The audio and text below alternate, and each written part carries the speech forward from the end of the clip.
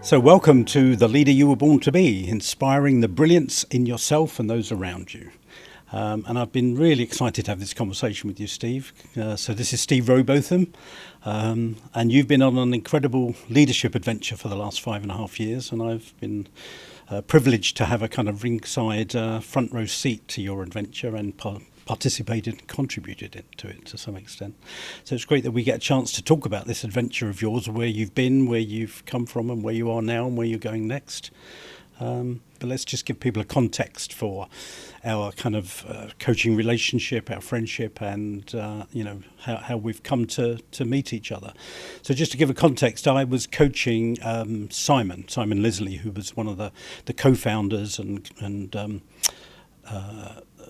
joint CEO of Inc. Global, which is who you have been working for 10 years now? 10 years, yeah, just over 10 years. Yeah. So I was coaching Simon. He asked me to support him on a couple of projects and partly to write a book, which he's now written about 10 books, hasn't he? I can't remember how many, but, when I met him, he hadn't written any books, and now he's written tons. So it's an honour to get him on his journey of writing. So just talk for a bit about, you before being in the world of business, and just to let people know, Inc. is the publisher, or was the publisher behind most of the world's in-flight magazines. Was it 60-odd% of the market you had? Yeah, I think at their peak it was 27, 28 magazines for over 20 of the world's biggest airlines globally. Yeah. So that's the business that Simon and Michael started from nothing about 28 years ago, wasn't it? And you joined 10 years ago. But just talk for a little bit about your kind of career as an elite athlete. It's not exactly an obvious career progression to go from elite athlete to COO of a travel magazine company. So talk about that for a minute. Yeah, so you went to university to study economics and thought that I would be, like most 18, 19-year-olds, become a millionaire in the city, and had to have a very awkward and difficult conversation with my mum and dad as I was coming out of uni that I wanted to go and sit in a boat and go backwards, and they had to fund me for another couple of years for the privilege. And my mum and dad have been amazing throughout my life, supported all three of us, two brothers. Very fortunate enough to have spent 11 years in professional sport. As I say, sitting in a boat going backwards as an Olympic rower. Ideal for my middle child syndrome and my pig-headedness, and luckily I was born fairly big and strong with a wide arm span, etc. So yeah, spent the majority of my life at that point in a high-performance elite athlete environment at the pinnacle of Olympic sport, and competed in 2 Olympics. So I went to Beijing 2008 and very fortunate enough to have participated in London 2012. Won a medal in Beijing, so we came 3rd, and unfortunately we came 5th in London. If I had a choice, I'd switch them round, but there you go. And yeah, you get spat out the system. So at 30 years old with a kid, young kind baby, of retired.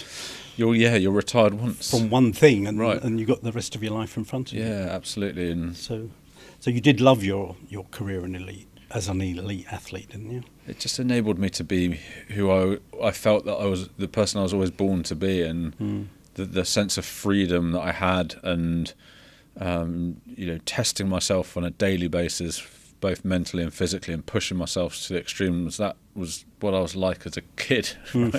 Probably so like a kid in the playground, right, but in a boat, really. Yeah, more of a frustrated kid because I didn't have that outlet. But it was.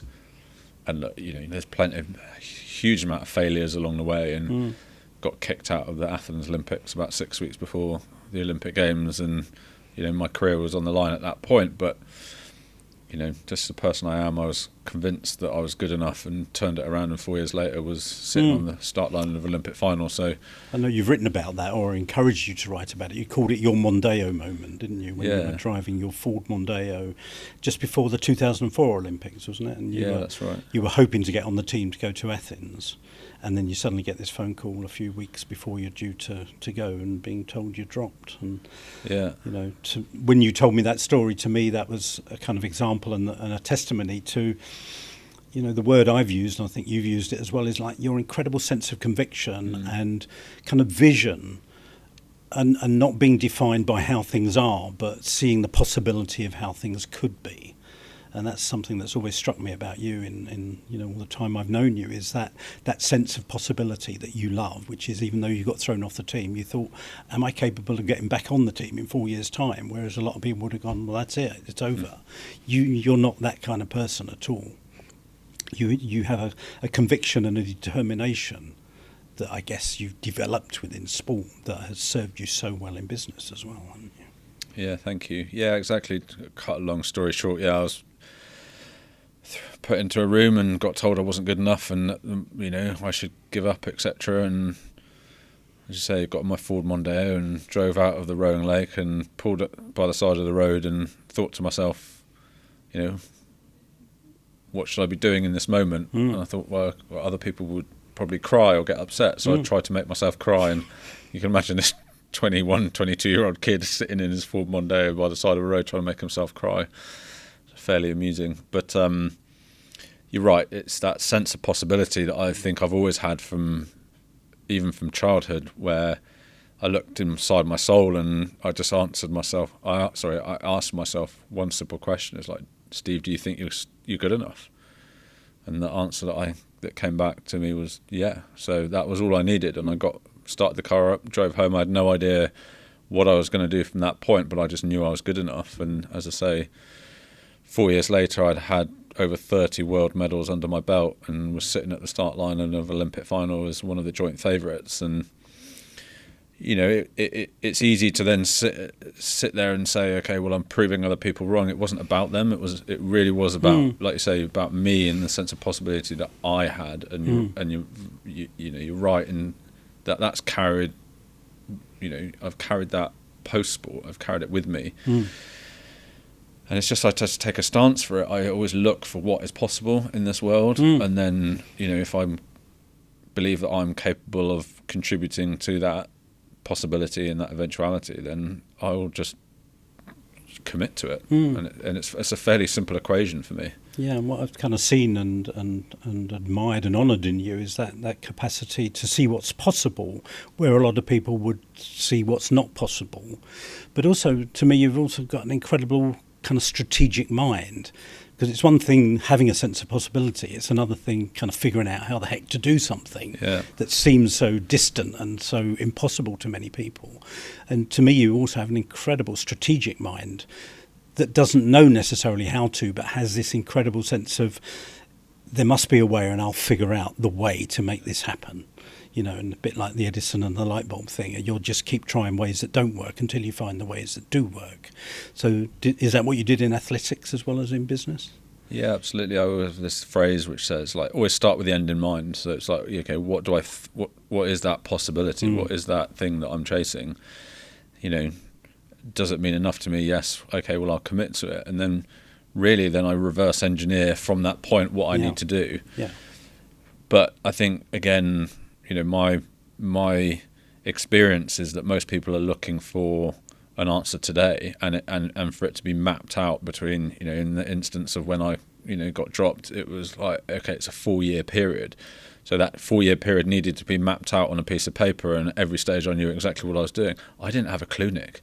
I got in my car and drove home. I had no idea what to do at that point, but I knew I was good enough in 4 years to, be in the shot of an Olympic gold medal, which was what I was trying to win or achieve. It's very much the same in business, just in life in general. I'll put an ambitious goal in that I'm convinced about. I'll have a general idea of how I might want to do it, but I don't need a plan day to day. I know, again, you're very much correct in terms of, I just fundamentally believe that there's always a way. There's always a way to achieve something. We just haven't found it yet. Because this, for me, are kind of universal points for anybody watching this. Is like, A, a sense of conviction, B, a belief that you can find a way, even if you don't know what that way is. Because I think so many people either get defeated or defeat themselves by thinking, well, unless I can see a way, what's the point? And I know one of the things we talked about quite recently was that idea of you only need enough light for the next few steps to illuminate the next few steps. And that seems to be how you've operated, is you don't need to see longer term necessarily. You just have a belief that you're going to get to the longer term. You just need to be able to figure out and illuminate the next few steps, because as you take those steps, then the next steps are going to absolutely come into clarity. I think that's the key point, is that, yes, you only need enough light to illuminate the next few steps, but also the faith and belief that once you get the next few steps, as you say, the next the few vistas steps open up, right? Yeah. Again, and I think that perceived uncertainty to most is almost crippling, and it prevents them from doing things, whereas actually that's what I thrive in, and I come alive in. Give me a load of uncertainty and right. I come alive. That's such well, to me that's unusual. Most people are clinging on or desperate for certainty, and you thrive on kind of uncertainty or emergence, I guess. It's like, I don't know, but I'm so excited to find out. Yeah. I don't know how this is going to happen, but let's find out how it's going to happen. Yeah. And I think I've been fairly flippant with this with you in the past, but I don't particularly regard myself, I didn't regard myself as a particularly talented athlete in terms of technical ability. But one of the things that I've held with me probably throughout my life is this sense of resourcefulness. So I don't want anyone listening to think that I will always have the answer, but I will find a way to get to the answers, and I will pull the resources that I need around me. So if I don't know it or I'm not capable of it, I'll find someone who does know it or can help me with it, and then pull that resource around me, as you say, to get the answer or to illuminate the next couple of steps that I need. Brilliant. I'd just like to touch on one more thing about your athletics career that I'm aware of, and then we'll move on to more of your kind of business career. But, I remember asking you once, what was it like being on the start line of the Olympics in Beijing in 2008? Because, I know when I first met you, we'll talk about it more in a minute perhaps, but when I first met you, I had so many misconceptions probably about what it means to be an elite athlete. So I would imagine that being on the start line, you would need to put incredible pressure on yourself to perform. And yet, tell people what it was that you said, or how it was for you when you were on that start line. Yeah, for those of you who have never watched a rowing race, it's obviously over 2,000 metres, which is a pretty long distance. If you turn around at the start line, you can barely see the finish line. It's that long. And most of the crowd is at the end, because that's where all the perceived excitement is going to be in the close finishes, etc. So down at the start line, literally there's some dude walking his dog or whatever. You can hear a pin drop. And you have to get on the start blocks 5 minutes before you race. So it's basically like Usain Bolt going onto the start blocks of a 100-metre final and being ready to race 5 minutes before it. Obviously it wouldn't happen. And I remember vividly they attaching the boat to the person who holds the boat. So obviously modern technology, some guy's holding the boat for you. And it's just a deathly silence. Nothing's going on. And, at that moment you're just, this, like the magnitude of the situation you're in, right? And any human, I remember Roger Federer saying this as well, like every single human on this planet will default to negative thoughts. So it's, what if I'm not good enough? What if it hurts too much? What if I, take an incorrect stroke? Or what if the guy behind me isn't ready for this? And all that kind of stuff. And your mind's flooded with this negativity. And a couple of minutes before we started, there was a serenity that came over me, and I just thought to myself, do you know what, Steve? There's nowhere else on this planet that I would rather be in this moment than right here. Like, how lucky am I to be at the start line of an Olympic final, within a shot of an Olympic gold medal. Now, one of these 6 boats is going to have to win gold, and I know that we're good enough to do it. Bring it on. Wow. And that was then me ready for that race. And, you know, the light went green and 6 minutes went in a flash. And, you know, I say, unfortunately, we ended up with a slightly less shiny medal than we had intended. But there's only 330 odd people on this planet that have an Olympic bronze medal from the Beijing Olympic, and I'm one of them. And I can look back at it now with an immense sense of pride, and also gratitude that I, again, was able to, you know, be at that moment good enough to win it, you know. Isn't that beautiful? Yeah, because as I say, you know, my misconception would be you'd be sitting there, you know, down on yourself like a ton of bricks going, I've got to do this, I mustn't let anybody down. You know, that's obviously my psychology to some extent. But I just found it really beautiful and touching to think, you know, to hear that you sense that sense of peacefulness, you know, when the world's eyes were watching you. And that sense of privilege is like, you know, how not lucky, because you've obviously worked for it, but how privileged you are to be in that position, to even be in the race, if you like. So, you know, I've always been touched by that. I'm almost reluctant to say it, but if you're willing to, just talk for a minute about how you felt actually afterwards winning the bronze, because, you know, I think there had been a big lesson for you over the years about how you actually felt winning it.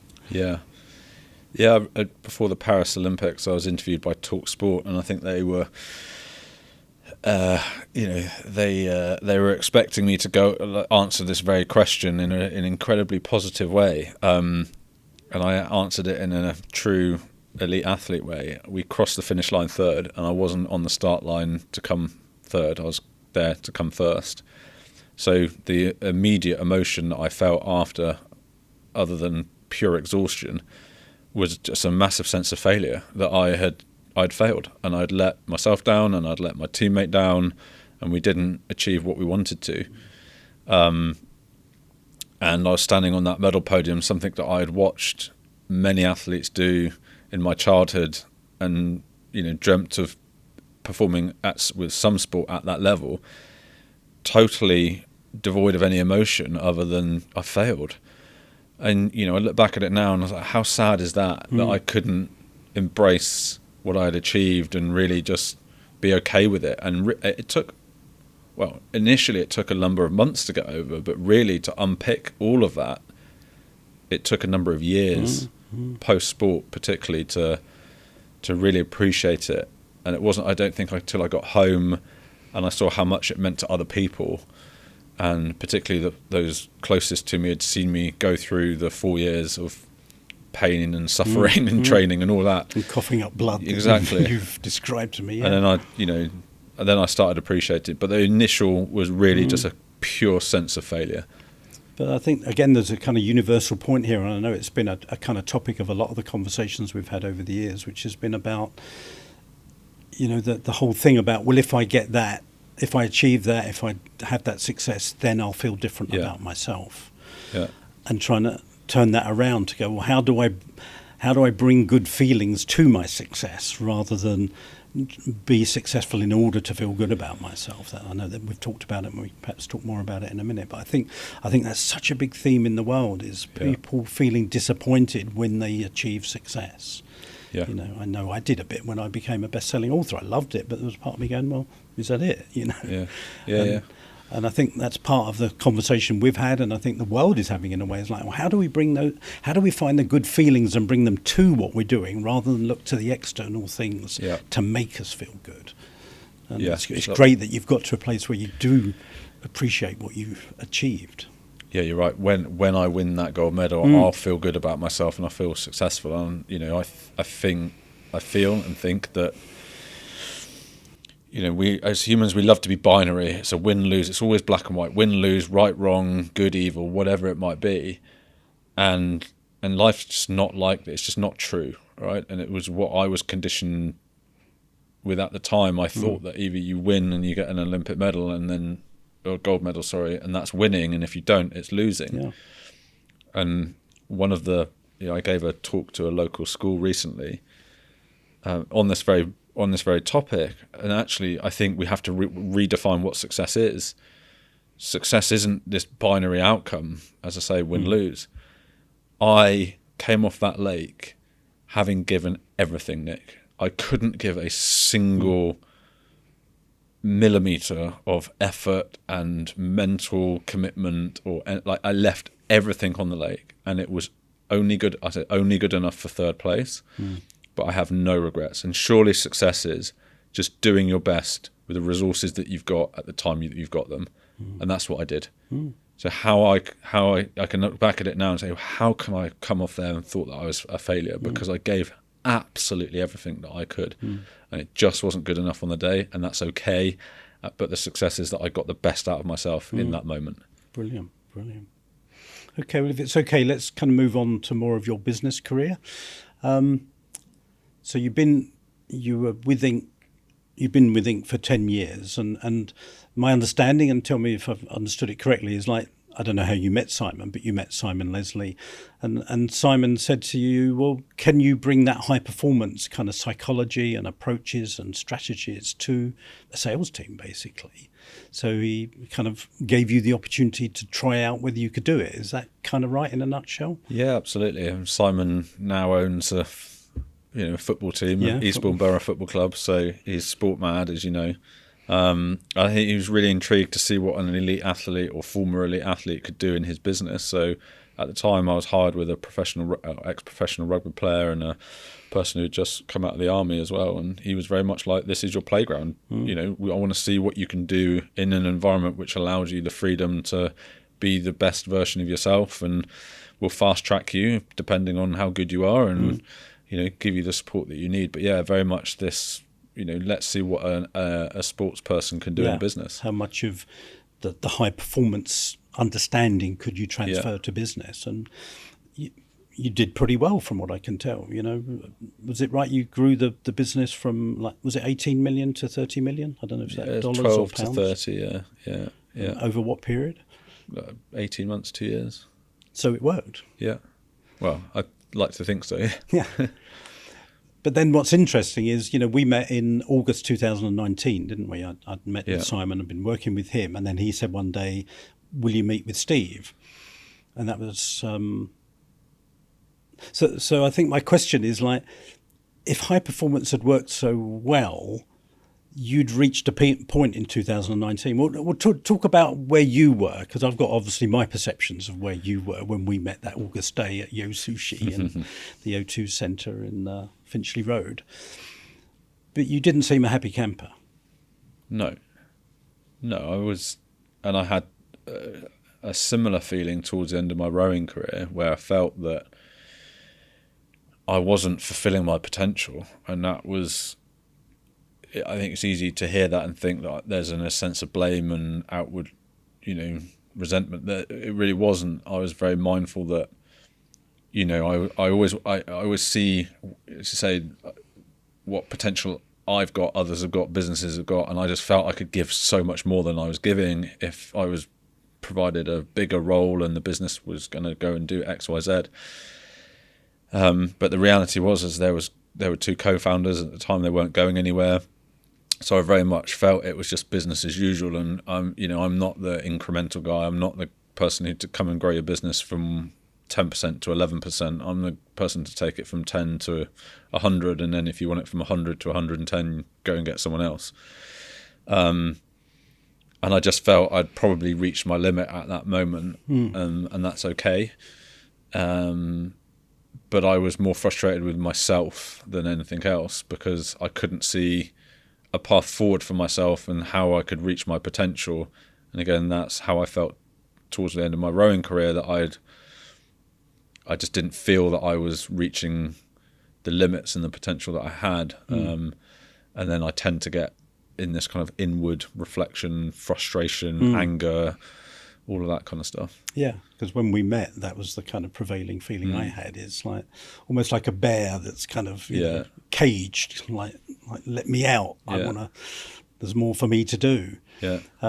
So we talked, and I've probably shared this with you, but I don't think I'd ever met an Olympian before, let alone coached an Olympian. So part of me was approaching meeting you and having our initial conversation with a degree of trepidation myself, thinking, what the heck have I got to offer an Olympian? But we had a conversation, and at the end of it, you said, yeah, you'd like me to support you. Yeah. So I'm kind of curious. I think you may have mentioned it, but like, what made you want my support particularly? I've been coached my whole, I was going to say adult life, but probably the majority of my life in general. I have my thinking is that the only way to get better is through feedback. So, and I was craving that feedback through a coach. And I think, specifically with you, what I saw the possibility that what we could work together on and what it would mean. And very, very quickly in our conversation, I realized that you could help make me a better person. And again, it's very easy to sit here as a perceived alpha male and talk about, it's about world domination and how much money we can make and what fast cars we can drive and all that. But actually, really, it's about who we are and how we make other people feel. And, I could see the journey that you could help me go on for myself. And that transition from a binary individual who carried a lot of the stuff that I should have left behind from sport, I still had with me, and helped me unpick and unpack that. And very much also around the leadership element to it. We've had, probably if you combine all the conversations, we've had days or weeks of conversation around our leadership philosophy, etc. And just the rich conversation that we had. Even in that initial meeting, I just say, okay, I can see where this is going with this guy, and brilliant. I was, obviously willing to go on that journey with you. Thank you. Yeah, because, I've always, I've had different words to describe my philosophy, if you like, but I think recently, even in the last month or two, I heard somebody say, it was Jacob Collier. We were having a conversation about Jacob Collier. If you don't know him, is a 6-time Emmy, Grammy award-winning musician, amazing guy, only 31. But I saw an interview with him, and the interviewer said, you're regarded as a genius. And he said, I'm not a genius. I'm just really good at being me. And I don't know that I would have said that to you 6 years ago, but in a way that was the philosophy I was bringing to our conversation. Is like, how can I help you be really good at being you, the essence of you?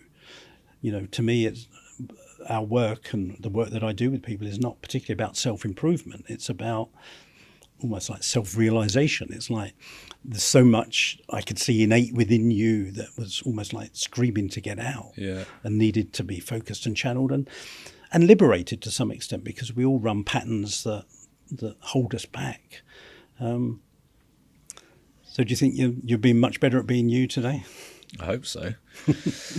No, I know so. You've put it really nicely once, where you say it's already there within you, right? You are inherently you, and it's more about taking the cloak off it and uncovering it. Yeah, unblocking yourself. Yeah, exactly. And I feel that that's what we've been doing. We all get in negative patterns, and we all react to our environment and etc. And particularly when we're put under pressure or we feel frustrated, I tend to default into more of the negative side of myself. And we've talked about this sense of righteousness and deep frustration and anger and resentment and all that kind of stuff. And I feel over the years that we've been working together, you've enabled me to just be more of me in those moments. And it's not been a linear curve, obviously, but definitely can see I'm a totally different person than the one that was sat in that O2 centre with you. And one of the things I know we've talked about a lot, and I think that I've seen you really take on board for yourself is kind of vulnerability. Really, almost like vulnerability is a superpower. Yeah. How have you owned your kind of vulnerability? How have you utilised your vulnerability, if you like?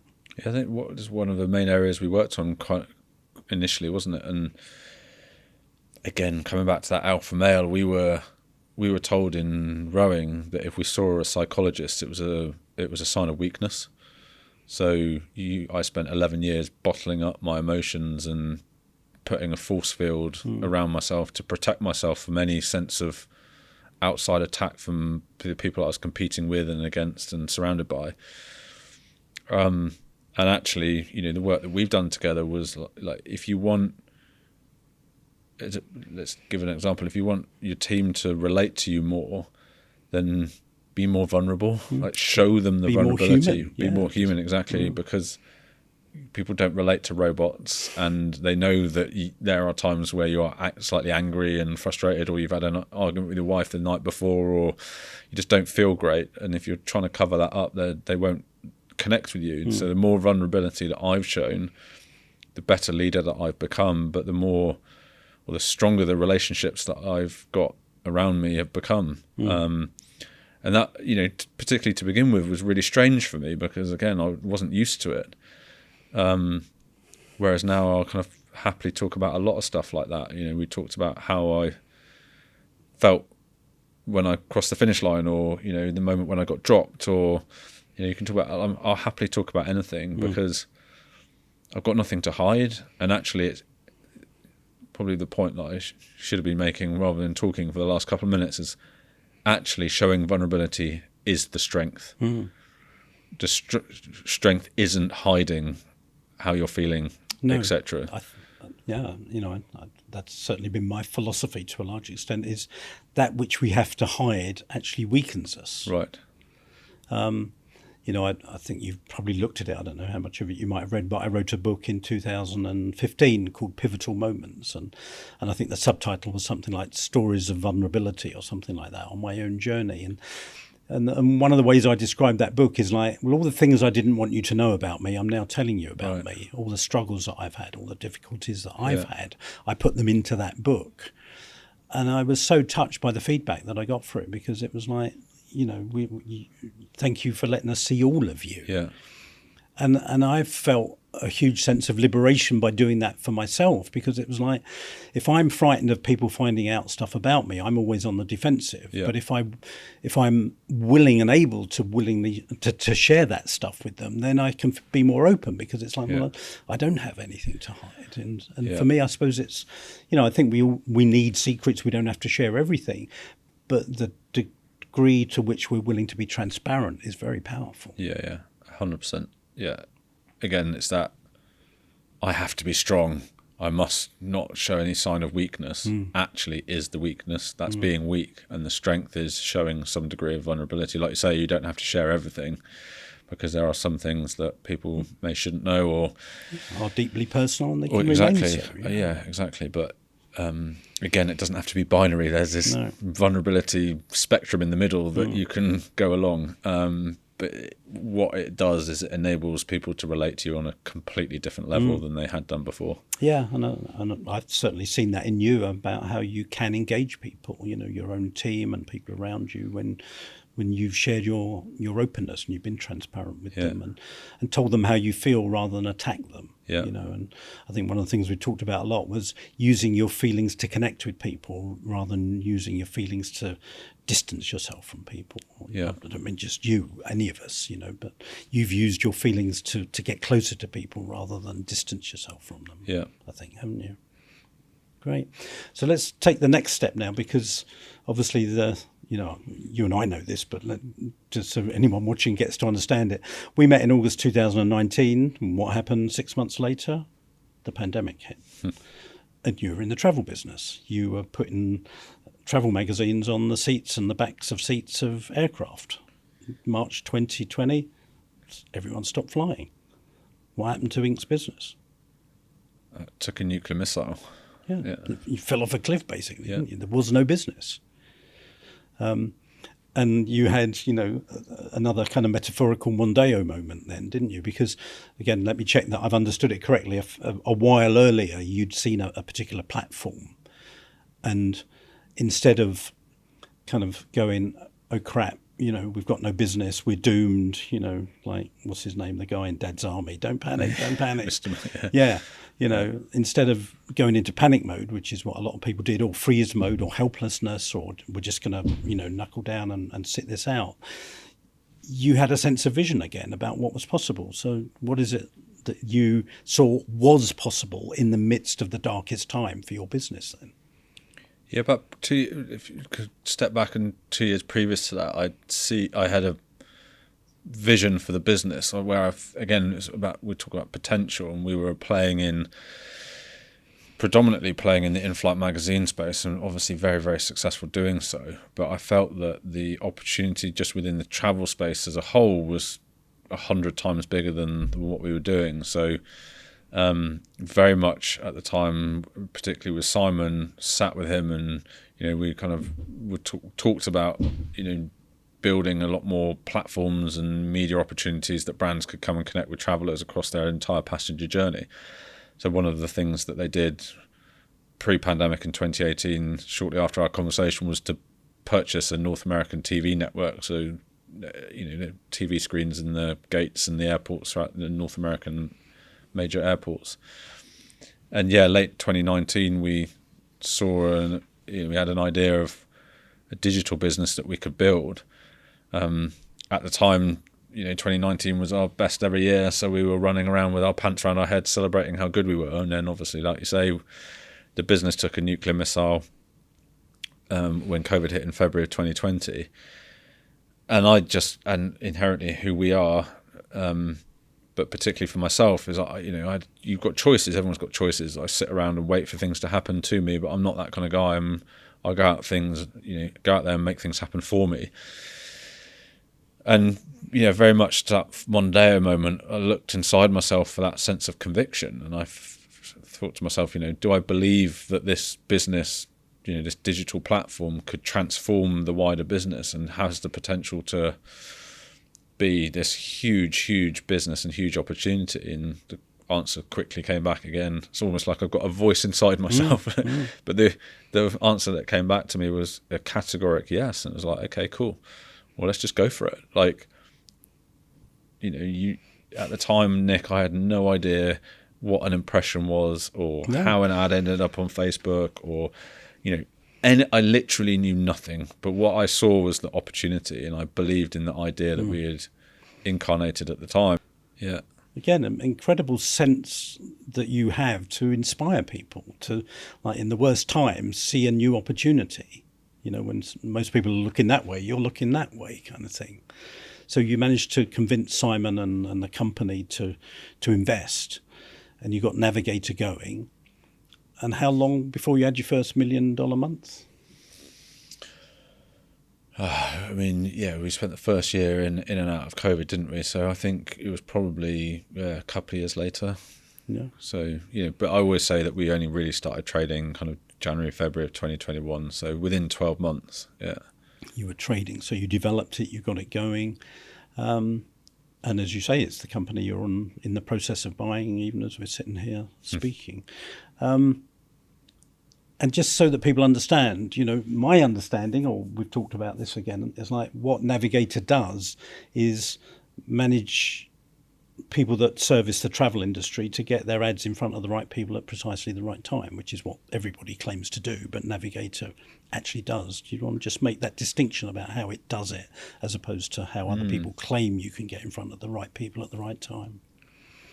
Yeah, I think I've spent my life simplifying things down purely for my own brain, because I always, as I say, resourceful, I need to work things out. So, we're in marketing. Right, it's effectively what we'd been in for 30 years or 10 years since I've been in the business. And my definition of marketing is placing your brand in front of your potential customer at the moment they're likely to buy your product or service, right? It's no more complicated than that. But the world has massively overcomplicated it, and particularly in the world of digital marketing.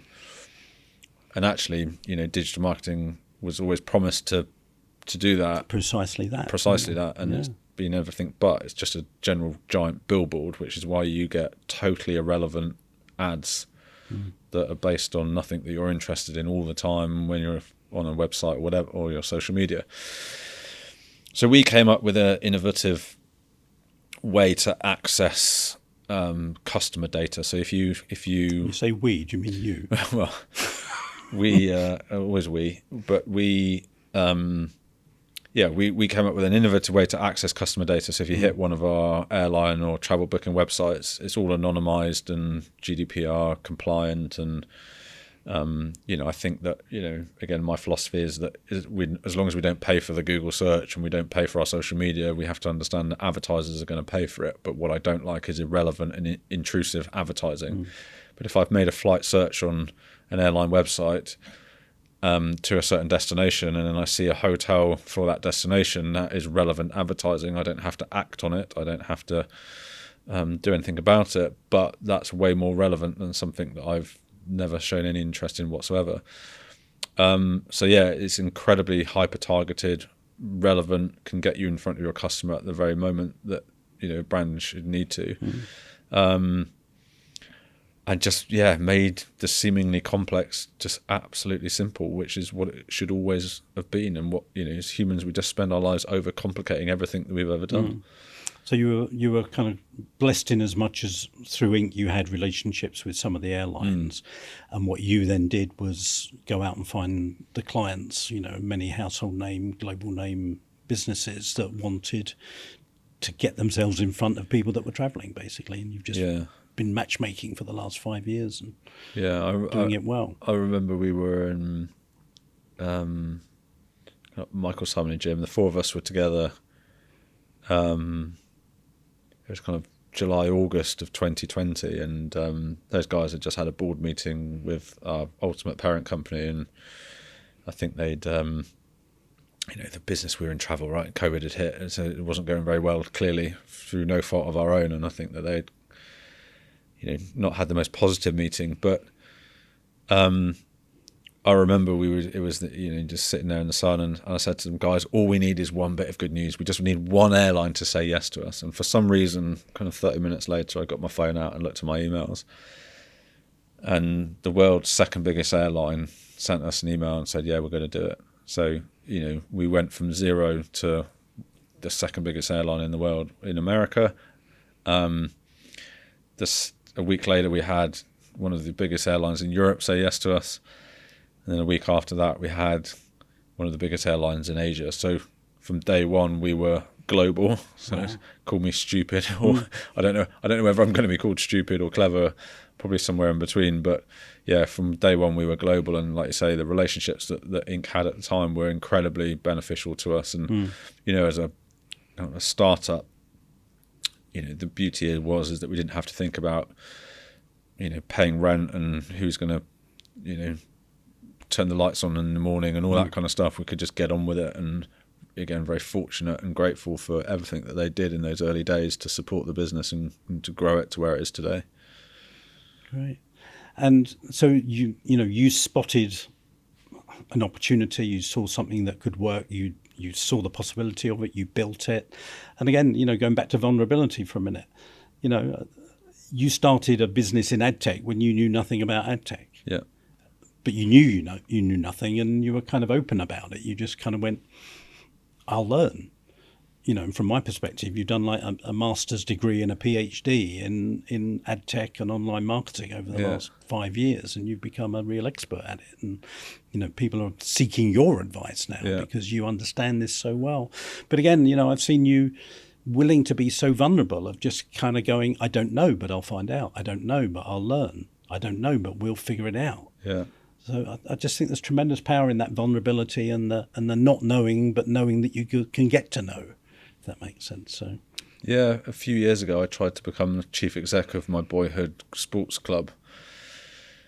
It's a big professional outfit, right? And I thought, okay, what's the best way to do this? I probably should just go and speak to the owner, right? Because my CV is not going to stand up against others. So contacted him and went to see him and had a long conversation with him, and towards the end I asked him for what the criteria he was looking for a chief exec, and he said, well, someone who understands elite sports. I was like, great, I can check that box.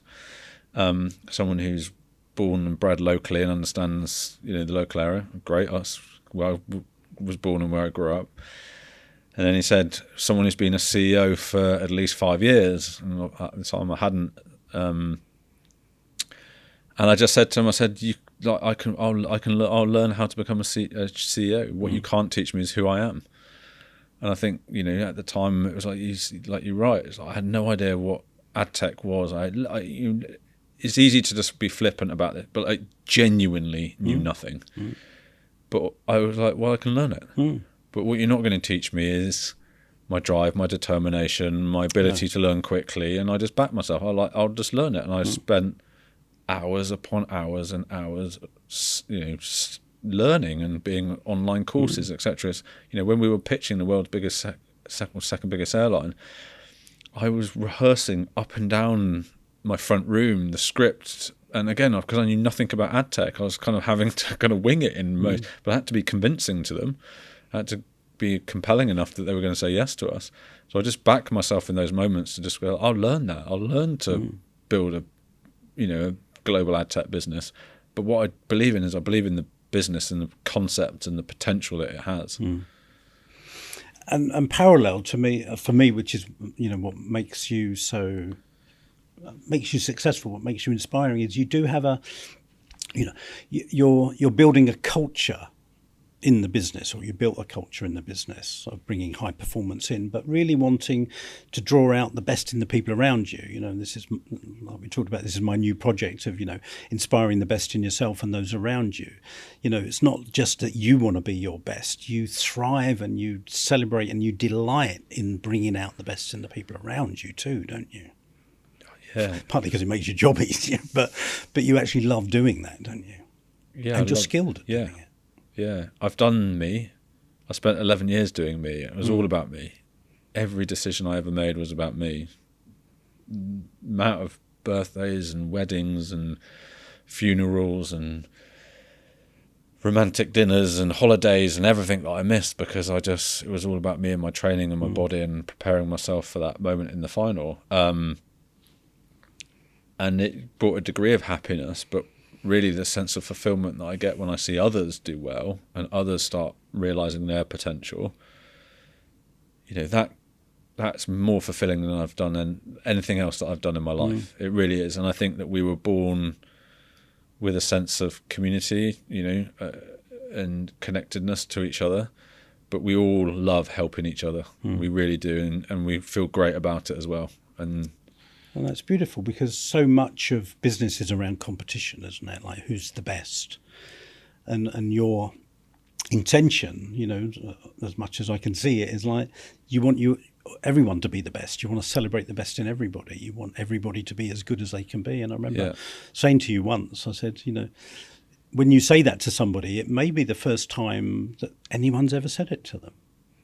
To you, with your background, it's so natural to want to be the best. But, I can't really remember anybody ever saying to me, Nick, how can I help you be the best human being you are? How can I help you be the best leader you are, the best writer you are, the best coach you could be, the best speaker you could be? No, I can't remember anybody ever saying that to me. So I remember saying, never forget how powerful that is, that you would want that for your people. Yeah.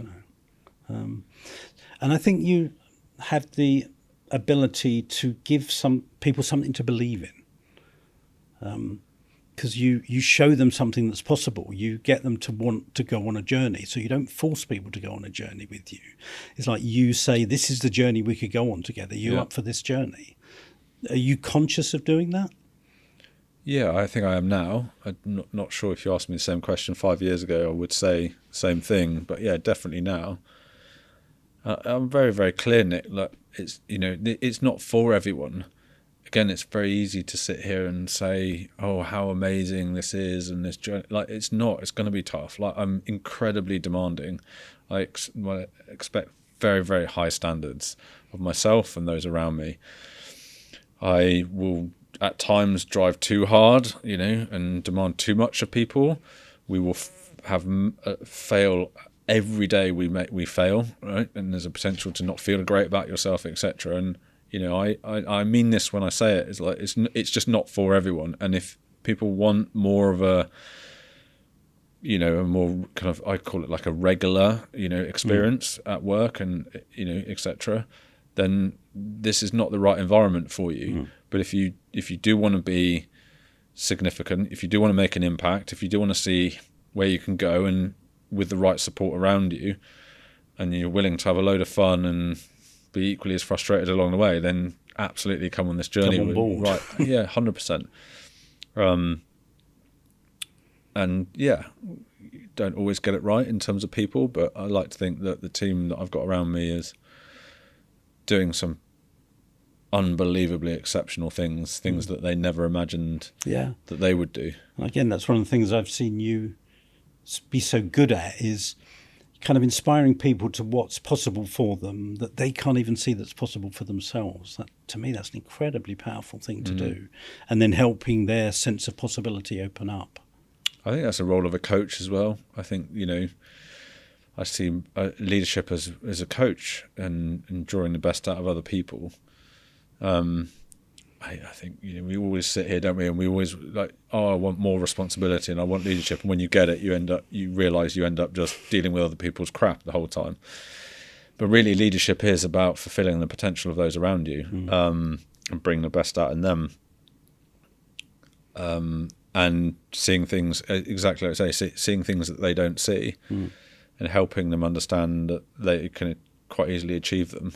So you kind of help them switch their own lights on and go, wow, I didn't realise I could do this. Yeah, yeah. I I've used to heard have you a saying talk about doing that with your people, and it's just an incredible ability that, you have been brilliant at being coached, and you are brilliant at coaching, and you're a leader who truly coaches people. Yeah, yeah, yeah. One of the biggest things that I learned, I remember very much the conversation that I had at the time with the head coach of British rowing at the time, a guy called Jürgen, who is the most successful Olympic coach out of any sport. And he said, Steve, we're going to say 100 things to you, and that's our role as a coach. Your role as an athlete is to take in what you feel is valuable to you and let the 90%, the 90 things that aren't useful to you go out the other ear, and keep it and process it and retain it. But if we don't say the 100 things, you're not going to get the 10 useful things. So and again, you have to become selective. Right. And I think it's easy to think, okay, if I'm being coached or I'm being given feedback, that I have to take on board 100% of what's being given to me. But it's just not true. And, those of us who try and help and coach will, say lots of stuff, and somewhere in there something will resonate for one person, won't for another, and another thing you say will resonate, etc. So, but it's our responsibility as the receiver of that feedback to take on board what we think is useful to make ourselves better, and then go with it. Great. So if we can, let's kind of segue into some of the things that I've offered you and I've shared with you that you have found useful, that you hasn't gone out your ears. And I know two of the concepts that you found very valuable, or I think you kind of knew some of them already, but the idea of both servant leadership and steward leadership. Share what your perception of those two things are. Yes, servant leadership, I think, was always, I know it was always a principle or concept that I believed in, that is, and we talked about it here, is the role of a leader is to be there for your people, to serve, and I think that most leaders in this world, and particularly if we look at like the leaders in politics, they should be in positions of servancy, and actually they're just serving their own self-interest and greed and ego, etc. So we don't really necessarily have good role models, but I think that concept was quite easy for me to understand. It's like, I'm here to serve other people, but what we've explored and what I hadn't realised is this sense of stewardship, that ideas aren't ever new, and they're an evolution of another concept or another idea that's happened, and they're floating around, and they exist like through people, and they have to almost like have the right carrier to come alive, and not every idea and not every concept has the right carrier, and they might fail, but you're stewarding this idea, this concept into existence, and then you are the custodian of that idea and that concept for a period of time, but it's not yours. It's not yours to have. And I think so. It's a beautiful distinction between stewardship and ownership, right? Because most people are trying to claim ownership of things, aren't they, rather than temporary stewardship of them, which can take you into the realms of philosophy or Buddhism, which is everything's impermanent. We're all here for a while. Everything's existing for a while, and it kind of adds a humility to things, I think, doesn't it? Have you found that? Yeah, ownership's for self. And I think a really great example is the All Blacks, who are undoubtedly the best and most successful sporting team, particularly national team ever to have existed. And their philosophy very much is you are the steward of the jersey, and your job and your role is to hand it to the next person in a better condition than you had it when it was given to you. And if you can continually evolve that jersey and that number on your back, things can get better and then better things and better. are always just going to get better and better. But it is never ever yours to keep. Like that jersey is never yours. It's just you're serving that jersey for a period of time or stewarding it for a period of time. And I feel that with a business, it's not. I don't own the business. I'm stewarding the business. Or I'm stewarding that idea for a period of time.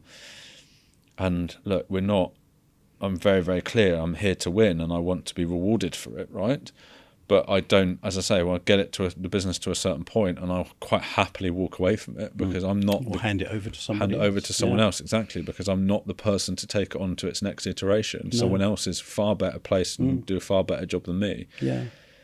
Because I think stewarding can have at least a couple of different dimensions to it. Like, you can steward an idea into existence. So you didn't create Navigator. No. There was a guy called Marcus, wasn't it, who actually created Navigator, but he didn't know how to take it on to the next level, or that wasn't his job. He just created the platform. You took it from its existence into a workable business. So there's all these different progressions of stewardship, if you like. And I think it's a very powerful idea that I'm glad you valued it and found it useful. Just out of interest, is there other things that come to mind? I know one of the things we've talked a lot about is, success through sacrifice versus success through being brilliant. I know that's one thing, I think, a powerful conversation we had, and how you can show up with more of your brilliance rather than more of your righteous self-sacrifice. Do you want to talk for that a minute, and then any other thoughts that particularly have been powerful for you? Yeah, it's funny because I was actually talking to my team about this today. What was the phrase? It was the Protestant work ethic. The Protestant work ethic, exactly. Which is about kind of sacrificing ourselves for the hope of something better. But when we're sacrificing ourselves, we end up angry and resentful, basically, and righteous and all those things. Yeah, for me, it was you can only be successful in sacrifice mode. So you have to be living in effectively misery, right, and sabotaging yourself and making yourself feel down about a lot of stuff to ultimately end up being successful. And it was just this. I'll be miserable for 10 years in order to be successful. Yeah, exactly. It's an equation that doesn't seem even to work on paper. But it'll be all right in the end, right? You know, I don't need to be happy because, as you say, I'll put it off to when I get the medal or I sell the business or whatever it might be. So, and that is what I had lived through in sport. It was like that sense of sacrifice and burying myself on a daily basis. And when I got the medal, it didn't give me the success or happiness that I thought it would do. And now it's all about actually enjoying the journey and living in the moment every day. One of your expressions is dicking around, isn't it? You dicking love around kind more. of playing around and dicking around. And that's when I'm at my best. And when I feel myself go into sacrifice mode or martyrdom or resentment or righteousness or anything, I have to remind myself that that's not useful to me, and it's not a pattern that I want to repeat. No, but it's a pattern that most of us have kind of lived and breathed most of our lives. And I think of it, I don't know if this is, some people would relate to this, but almost like a vibration. It's like sacrifice is a kind of lower vibration, but we think if we can sacrifice ourselves enough, we'll get to a more elevated place. Yeah.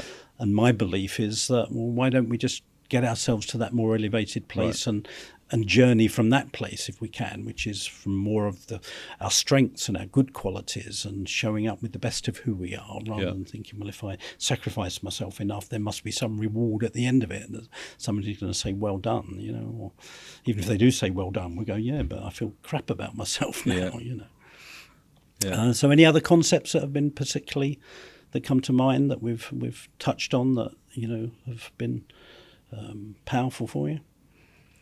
I mean, there's just so many, right? It's true. I'm not just saying that. I think that there's been certain kind of eureka moments and real kind of realizations. Very much, when we uncovered that sacrifice martyrdom, I was like, geez, what am I doing? Right? This is like, why have I allowed those patterns to exist in my life for so long? We talk a lot about, things that have been useful for you in the past that aren't necessarily useful for you anymore, etc. So, really, a lot of the work we've done is, as I said, as you said, uncovering things, bringing them into a sense of consciousness, and then deciding what we're going to do about them and whether they're useful or not. And it's just been this, as I say, this journey and this evolution of exploration. I genuinely have felt like, like today, right? We turn up, we have a conversation. That's what we do. There's no preconception. There's no script. There's no nothing. And I just know that prompts written in front of me, right, but we haven't discussed this conversation at all. I know something amazing will come out of it because that's the two people that we are. And yeah, if nothing else, that in itself, the ability to have a conversation on a level where you can just go to any depth that you want to and explore any conversation and topic, and we're both open enough to talk about anything that we're experiencing or feeling. The beauty that comes out of that is you can't buy that. You can't replace it. No, thank you. And I think, again, one of the things I honour in you, and I think I would honour in myself, is I think one of the reasons that we've resonated so well and worked together so well is, I've been on a, 30, 40-year journey myself of expanding my self-awareness. Yeah. Which means being willing to look at the crappy stuff that I carry and the patterns that have held me back. And I think one of the things I talk about these days is separating out us from the patterns that we run. So many of us think we are the patterns that we run. And, people talk about mindfulness. And for me, one of the things of mindfulness is like just being aware of like, oh, that's something I'm running, but it's not me. And what I've really honoured in you and seen in you is like I've been willing to offer you more awareness, if you like, of what is running you that maybe you haven't been aware is running you. Right. Like sacrifice patterns. Most people are just so deep in sacrifice they don't even know it's sacrifice. And I've always loved your willingness to go, oh shit, excuse my language, but that's not nice to see, but it's the reality of what's been going on. So now that I can see that, what do I want to do about it? Because as we know, without awareness, you have no choice. You're just running. You're being run by your own unconscious patterns. And I really honour that you've been willing, and probably will, like me, be willing for the rest of your life to just become more and more aware of what it is that runs you, if you like. I hope so. Yeah. Have you found that to be the case? That I don't want to speak for you. No, it sums up. But I love that you want to continue almost every day just to grow in your own self-awareness, even if it's painful. Why not? We've got one shot at this life, right? We never know when, darkness comes to us. So, we may as well explore and have fun. And, it might in the moment not feel amazing at times, and vulnerability doesn't always feel happy and fluffy. But ultimately, the result of it is that you become a better person, and you're more fulfilled, and you're happy within yourself and everything, and your relationships grow with people around you, and all the stuff that actually means something to us. I say to our investors, I say to my team, and I hope this is the case, they're never going to put on my headstone, Steve Rowbotham ran a 10 million profitable business, right? But that means nothing to me. But what the people that turn up and how I made people feel throughout my life, that's the meaning to life. So it doesn't matter what car I've got, it doesn't matter what house I've got, it doesn't matter what clothes I wear. None of that means literally anything to us, although that seemingly is what we're all in pursuit of. Really, it's about the relationships around us. So you're right. I hope that I die learning, right, and die exploring, because that's fun and really enjoyable, meaningful. There's something else I was going to say. I think it was a guy, was it Robert Browning? I can't remember, but there's a poem that one of the lines is, to the effect of like, there's a splendour in each of us, but it's been imprisoned, and our job in this lifetime is to kind of release the imprisoned splendour. And that's kind of what I've seen you want to do, is like release the splendor within you, the brilliance in you. And one of the things I've helped you do is to see what's been imprisoning it, and so that you can liberate that. It's a lovely thing to do. Yeah, I think it's important to note that I am on a journey. Like, I am far away from where I want to be, right? I'm a lot further on than I was, and I'm still a long way from where I think I can be. So this is very much, catching me at the middle of point of, even at the start of my journey, and there's so much more that I need to learn and grow and get better at. And there's another element to that already, which is about community capitalism. Did you want to talk just for a minute about what that is? Yeah, I'd love to.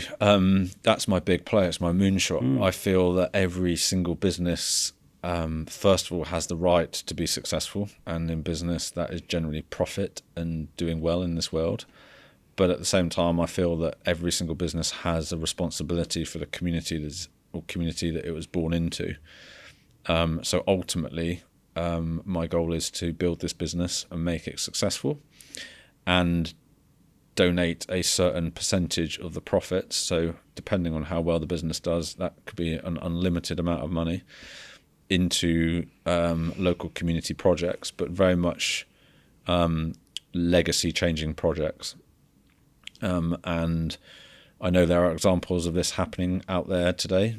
I don't think it's got a label. I don't think it's been called anything, and so I don't know whether it will be called community capitalism in the future, but I hope it is, and we can become the beacon for many, because every single person on this planet deserves the chance and the opportunities that I was afforded when I was growing up, and the platforms and the foundations to grab hold of that opportunity on many different levels. So yeah, you will see in the future this, I guess, it's stewarding of this idea, right? Stewarding it into existence. Stewarding it into existence, exactly. And I hope it encourages others to do the same, because again, if I die with £10 million in my bank account or £1,000 in my bank account, no one's going to care, right? And they shouldn't.